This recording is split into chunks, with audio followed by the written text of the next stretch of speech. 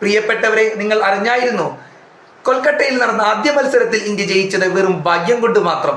പക്ഷേ അടുത്ത മത്സരത്തിൽ, ചെന്നൈയിൽ നടക്കുന്ന അടുത്ത മത്സരത്തിൽ ഇന്ത്യ 40 റൺസിന് 6 വിക്കറ്റ് എന്ന നിലയിലേക്ക് കൂപ്പുകുത്താനാണ് സാധ്യത. ഇന്ത്യൻ ബാറ്റർമാർ ഒരുപാട് തവണ മുകളിലേക്ക് അടിച്ച പല പന്തുകളും ഞങ്ങൾക്ക് കൈപ്പിടിയിൽ ഒതുക്കാൻ സാധിച്ചിരുന്നില്ല. ആ ഒരു ഭാഗ്യം കൊണ്ട് മാത്രമാണ് ഇന്ത്യ കഴിഞ്ഞ തവണ ഈഡൻ ഗാർഡൻസിൽ ജയിച്ചു കയറിയത്. അടുത്ത മത്സരത്തിൽ അങ്ങനെ ആയിരിക്കില്ല.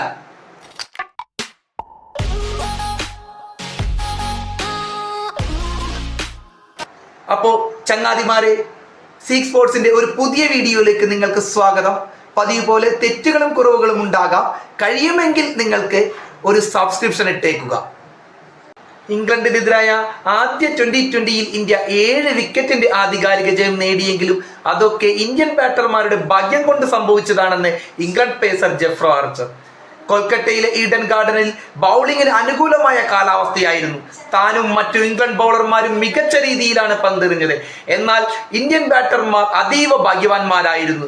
പലപ്പോഴും അവർ ഉയർത്തിയടിച്ച ഒരുപാട് പന്തുകൾ, പല പന്തുകളും ഇംഗ്ലീഷ് ഫീൽഡർമാർക്ക് കൈപ്പിടിയിലെടുക്കാൻ സാധിച്ചിരുന്നില്ല. അല്ലെങ്കിൽ ഒരു പക്ഷേ ഇന്ത്യ 40 റൺസിന് 6 വിക്കറ്റ് എന്ന നിലയിൽ എത്തിയാനേ. ഏതായാലും കൊൽക്കത്തയിൽ സാധിച്ചില്ല. ചെന്നൈയിലെ മത്സരത്തിലെങ്കിലും ഈ ഒരു അവസ്ഥയിലേക്ക് ഇന്ത്യയെ തള്ളിയിടുമെന്നാണ് ജെഫ്രോ. ഇംഗ്ലീഷ് ബാറ്റിംഗ് നിര തുടക്കത്തിലെ തകർന്ന ശേഷം വീണ്ടും ആക്രമണോത്സുക ബാറ്റിംഗ് കാഴ്ചവെച്ച് വിക്കറ്റ് കളയാൻ ശ്രമിച്ചതിനെ പറ്റിയും ആർച്ചർ ന്യായീകരിക്കുകയാണ് ഉണ്ടായത്. ഞങ്ങൾ തുടക്കത്തിലെ ആക്രമിച്ചു കളിക്കാൻ ശ്രമിച്ചു. 3-4 വിക്കറ്റുകൾ പോയാലും മറ്റു ടീമുകൾ പ്രതിരോധത്തിലൂന്നി ബാറ്റ് ചെയ്യാനാണ് പതിവ്. പക്ഷേ ഇത് T20 ആണ്. വീണ്ടും ഹിറ്റ് ചെയ്യാൻ ശ്രമിച്ചുകൊണ്ടേയിരിക്കണം. ഞങ്ങൾ അതിനുവേണ്ടി ശ്രമിച്ചു. അടുത്ത കളിയിലും ഞങ്ങൾ ഇതേ ശൈലിയിലുള്ള അറ്റാക്കിംഗ് ബാറ്റിംഗ് തന്നെ കാഴ്ചവെക്കുമെന്നും അദ്ദേഹം പ്രതികരിക്കുകയുണ്ടായി.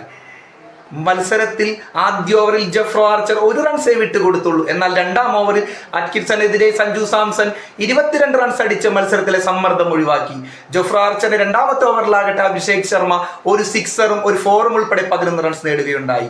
എന്നാൽ ഇംഗ്ലണ്ട് നിരയിൽ ഏറ്റവും നല്ല രീതിയിൽ ബൗൾ ചെയ്ത ജെഫ്രോ ആർച്ചർ ആണെന്ന് വേണമെങ്കിൽ പറയാം. കാരണം 4 ഓവറുകൾ ചെയ്ത അദ്ദേഹം 22 റൺസ് മാത്രം വിട്ടുകൊടുത്ത ഇന്ത്യയുടെ പ്രധാനപ്പെട്ട 2 വിക്കറ്റുകൾ വീഴ്ത്തുകയായിരുന്നു. ഏതായാലും ചെന്നൈയിൽ അദ്ദേഹത്തിന്റെ ബൗളിങ്ങും പ്രസ്താവനയും കാത്തിരുന്നു കാണാം. നിങ്ങളുടെ അഭിപ്രായം ഇക്കാര്യത്തിൽ എന്താണെന്ന് വെച്ചാൽ കമന്റ് ചെയ്യുക.